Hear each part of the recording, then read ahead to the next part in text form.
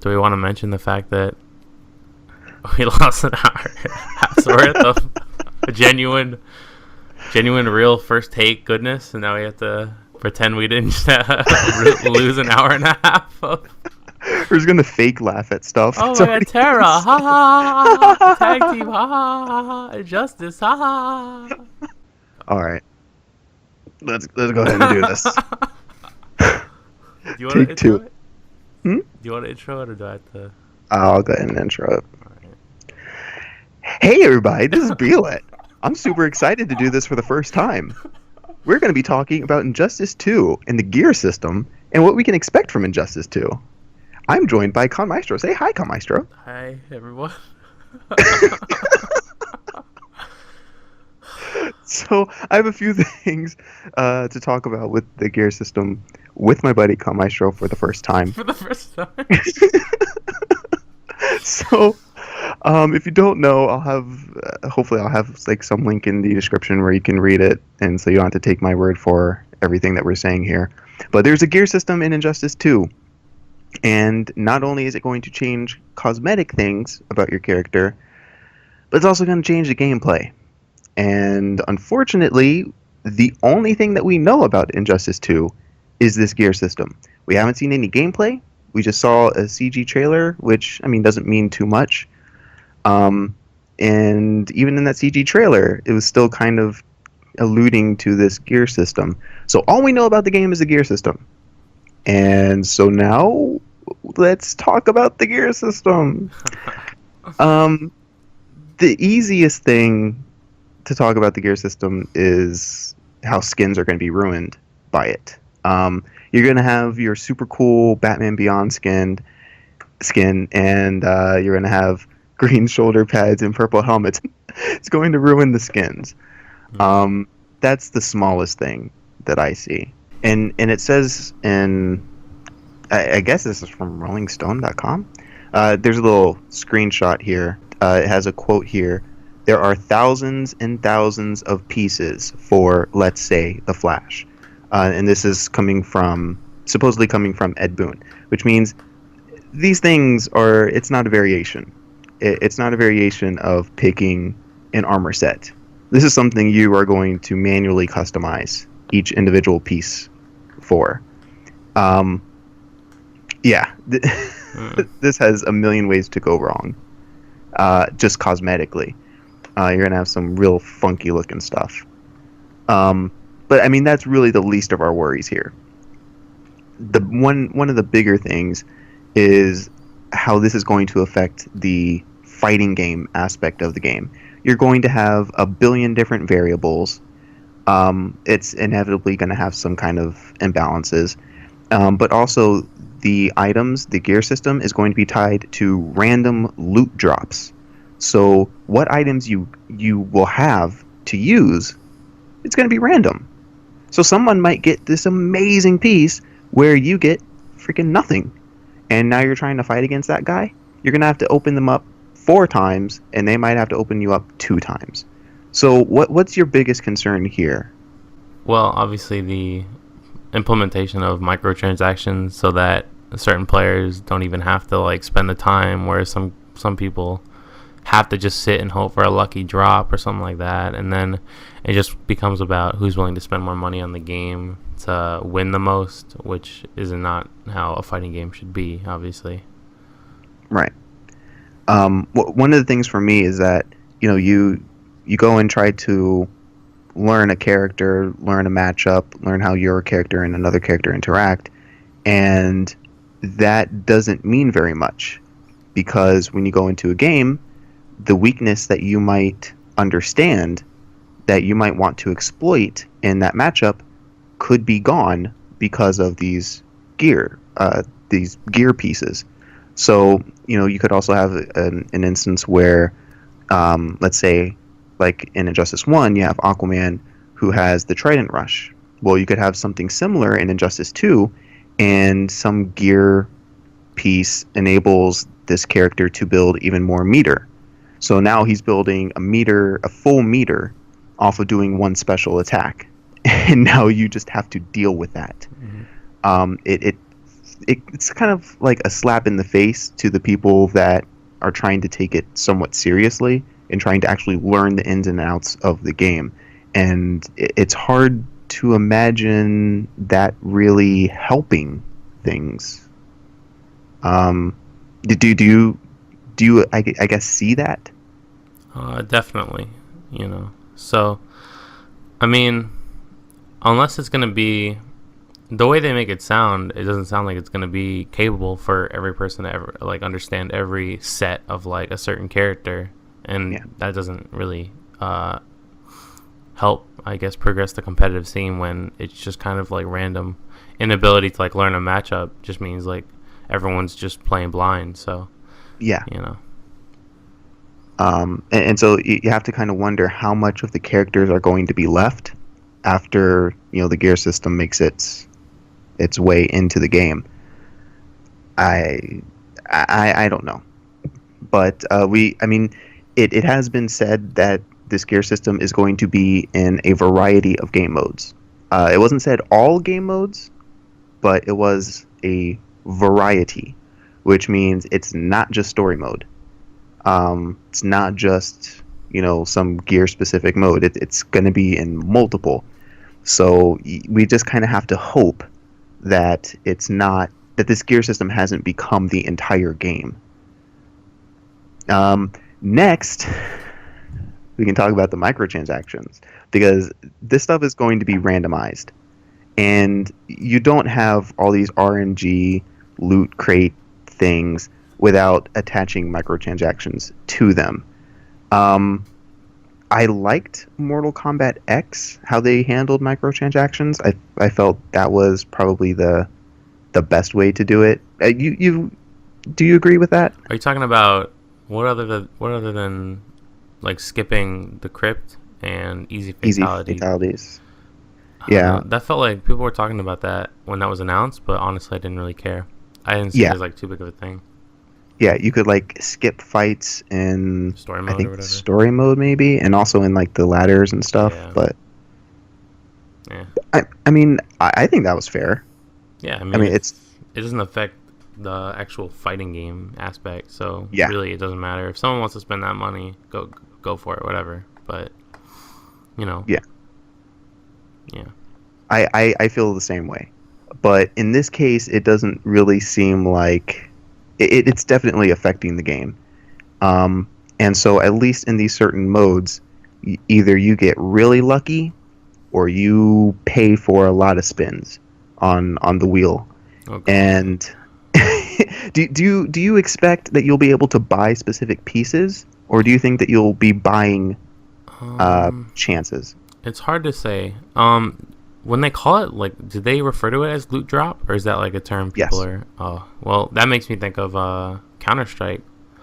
And if I know anything about Counter-Strike, it's that people really love to spend tons of money on the stupid loot crates or whatever they're called, and then they just open them like over and over and over again.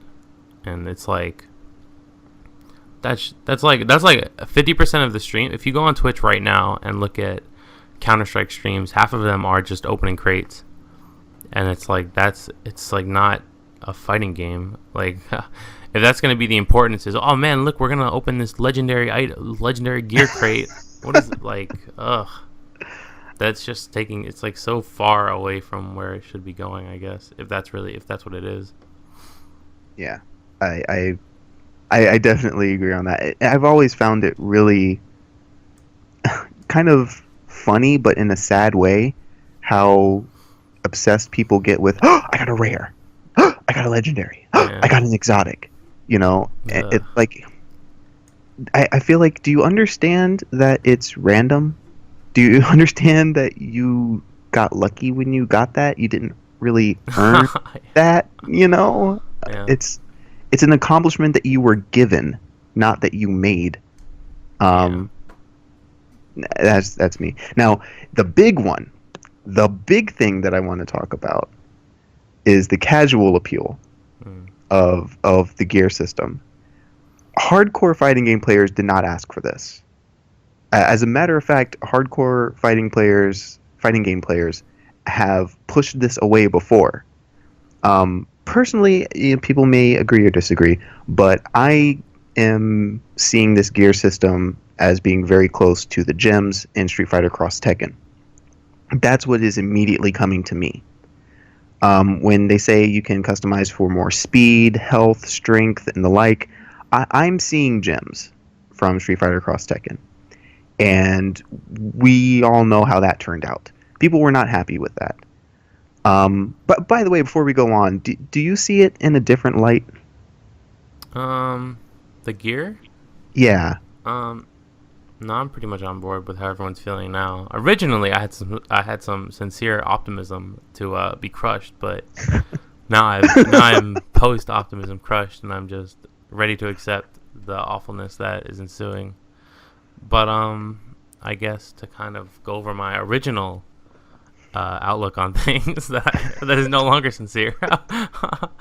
I just assumed it was going to be like variations, but we've already gone over how that's probably not the case. And like, yeah, there's it's hard to conjure up a scenario in which this is like beneficial, like this is what we were asking for, but really it doesn't feel like that's gonna happen. So no, I'm pretty much on board with everyone just kind of being very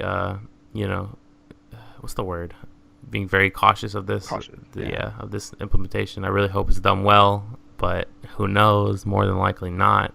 Hopefully it's just not. Hopefully there's just a very clear line between gear, casual audience, and competitive.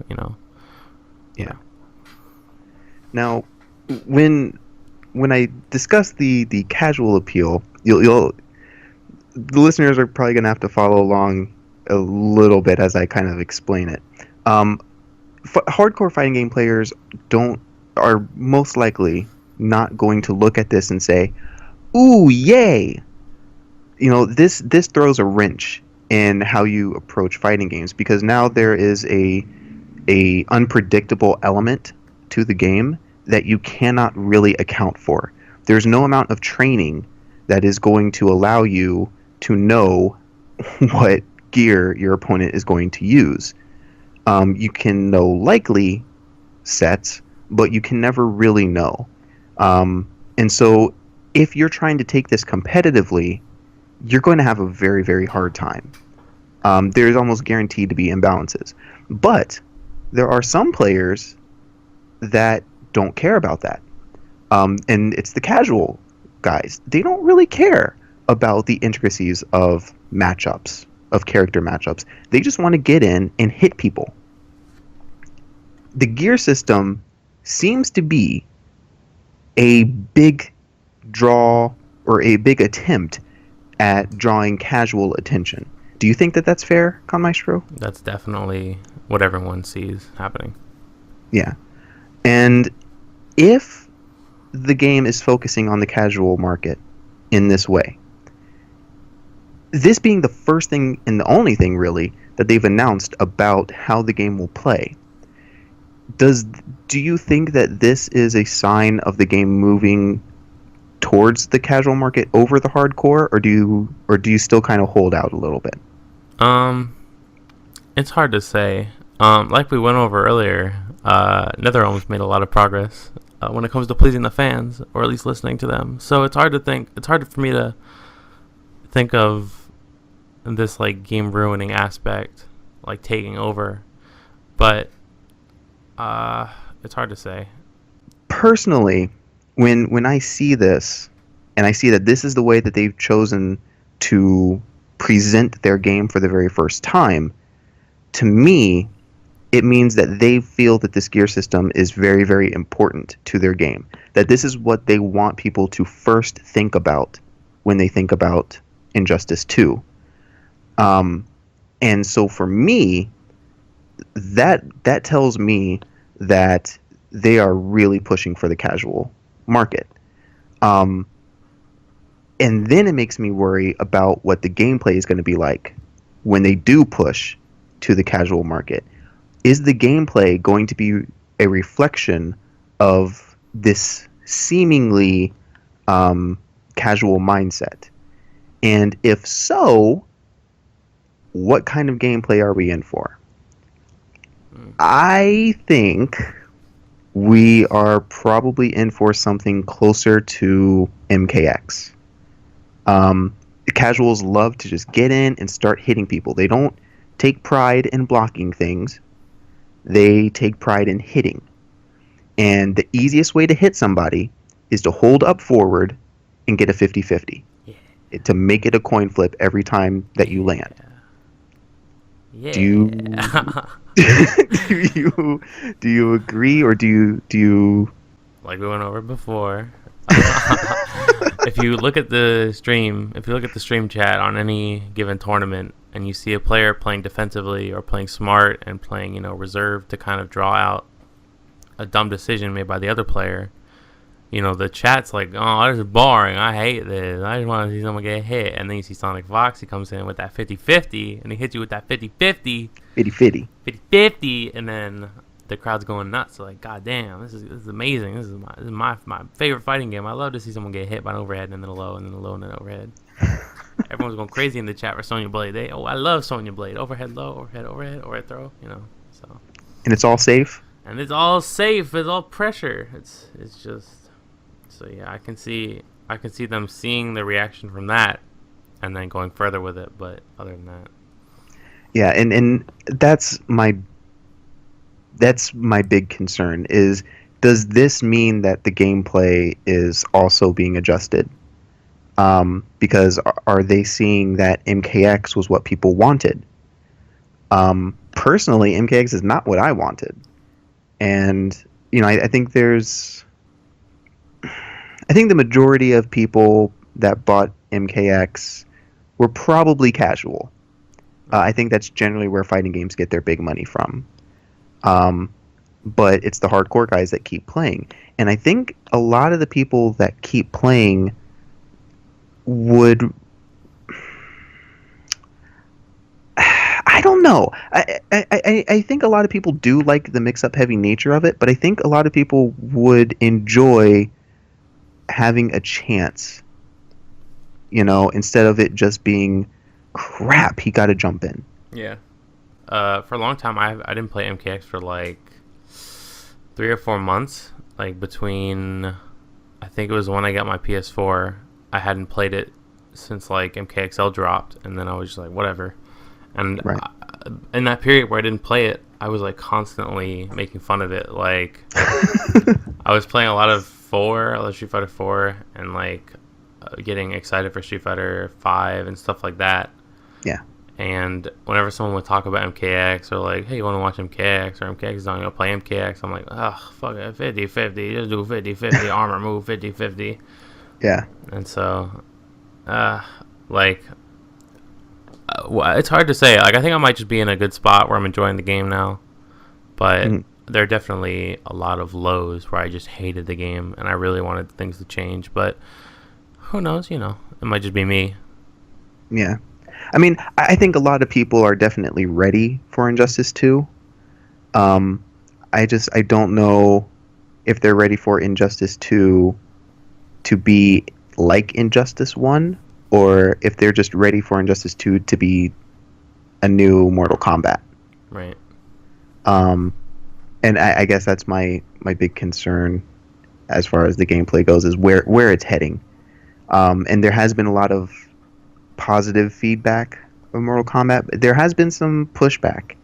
I think a lot of pro players are kind of upset with it. Well, I guess to be completely fair, a lot of the pro players that aren't winning are a little bit upset with the 50-50s. Yeah, and that's not a dig. Even the ones who are, when they lose, they point right to that, Right. But, right.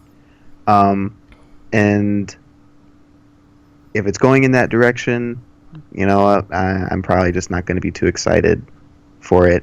Maybe I'll play it, but I don't know. I mean, is there anything else that you see as far as the gear system goes, what it might mean for the full game?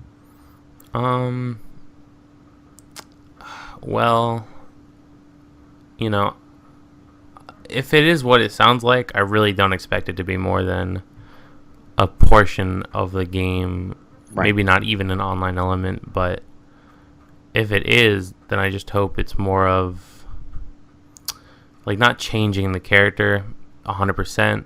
Like, I don't ever think a matchup should change. Then if that's what they're looking to do, then that's not good. And I just hope it either maintains a very small amount of like actual game changing material, or isn't involved at all in the actual fighting game. Right. My biggest hope is that whatever they do with it. I mean, we're not going to get it out of the game. It's in there. No. Yeah, it's in. I just hope that whatever they do, they can go as far with it as they want. But I just want to make sure that the people playing it feel as though they're playing an extra. I don't want them to. I don't want the game to be defined by the gear system.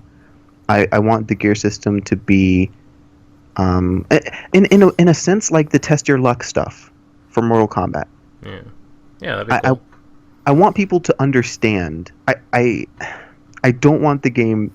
I don't want people to think of the game as the gear system. I want them to think of the game as Injustice 2. I don't want to see people, in a tournament stream asking why aren't people using the gear system. Yeah. That to me would mean that the game kind of failed, because people are looking at. I view the gear system as a gimmick. That's what I want it to be, and I want everyone else to view it as a gimmick. Yeah. Because I want them to take the real game seriously. And yeah, if you like the gear system, if you like doing that, okay, cool. But I want you to know that's not really Injustice. Yeah. I guess that's my issue with it. That probably sounds stupid. Yeah, I mean, they have like in every game that involves something like this, they make it very clear that that's not the tournament standard, and the fans decide. Like, I can't imagine if it really is that influencing that they wouldn't include some kind of vanilla mode, and I'm pretty sure that fans, the competitive scene, would decide what deserves really their attention more. Because in 4 they had Omega mode, remember that? Yeah. Which was essentially just a test for 5, but they understood that 4 was 4, leave that out, we're playing, this version, not that version. Yeah. I guess it's kind of a mentality of when I go to online multiplayer, that player match, ranked, gear. Right. That's what I want. I want player match above, then ranked, then gear system matches. I guess that's the mentality I want.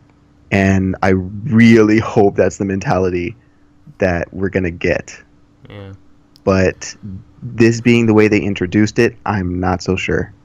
So any final thoughts on Terra? I knew you were gonna say that. I was gonna say Terra, and then you said it. I did it. I got one genuine laugh. Well, okay. Which is essentially a repeat. Which is essentially what happened last time. Anyway. So yeah, this is the most important part of the video, everyone. It's with great sadness that I come to you today and bring to you the confirmation that Terra is no longer a possibility. Earlier in the week, we had Black Canary revealed by that dumbass on Twitter. And then we had Power Girl or Supergirl in the trailer. That's 2 blue-eyed blondes, if you're counting with me. 2 blue-eyed blondes. That's 2. And Harley Quinn's probably in there. And Harley Quinn is probably blue-eyed and blonde in this game. And I don't know if you know this, but Terra is also blue-eyed and blonde. And there's a limit. There's a limit on how many of those you get. And I don't think she's making the cut, everyone. So even though there was great promise with the release of Tremor, there is no longer any hope whatsoever for our baby to make it in. The dream is dead. The dream is dead, sadly, everyone. And on my end, it's probably unlikely that we're getting a tag mode. Boo-hoo. I'm still gonna hope, but it's unlikely. So we both lost. I lost more. I think I lost more, honestly. No, I feel like there are I other lost people more. who want Terra, and not a whole lot of people that want Tag. So there are like 2 people that want Terra. And I'm both of them. I'm Terra fan number 1. I'm Terra fan number 2 on the Tester Mite forums. Asking Yeah. put her red. Overall, I would have preferred if the reveal was done a little bit differently and the gear system was held off. I don't think it was good to start with. I think you start with what people enjoyed about Injustice, the first one, and you make sure that they know there's a second one. Yeah. And whatever you liked, that's what we have. And then you slowly start telling them what you're changing. That's how I would have handled it, though. But I think overall, personally, I was crazy hyped before this reveal. I have zero hype now. I'm still interested in what happens with the game, but as far as having hype, I don't have any hype anymore. What's your hype level? I honestly wasn't. My hype level has not changed, honestly. If it weren't for the obvious, the obvious disappointment that we're gonna be facing. I don't know. I kind of expected Black Canary a while ago. I thought she was gonna be in that second DLC pack, which I think everyone thought. Yeah. But I don't know. She's in the game. She's cool. I wanted her, but not at this cost, So, Yeah. Hype level. It's in 2017. That's like a year from now, probably, when it drops. I don't really know how much footage we're gonna get of this game in production. Mm-hmm. So, I'm excited to see that because the trailer doesn't really mean much to me, other than the emphasis on the gears. But the gear, it's because I keep thinking of it as like gear, like the noun gear, like like a cog or whatever. Me too. Like I can't say that either. To refer to it as anything other than like a cog or one of those. Anyway, but yeah, I'm probably gonna play it. So I know I'm probably gonna play it. So I really hope it's good. I have good hopes considering how far MKX has gone. So unless they do something incredibly stupid, I'm still down regardless. Yeah. Well, hopefully we get some good stuff at E3. Hopefully we get some like solid gameplay and maybe a little bit more clarification on where the gear system is. But anything you'd like to say before we go? You can follow me. You can follow me at TerraLover32 on Tumblr. No, I'm sure you'll include my social media in the description. I got you. Bam. I hope I don't know. I hope it's good. I really want Terra. I just really want Terra.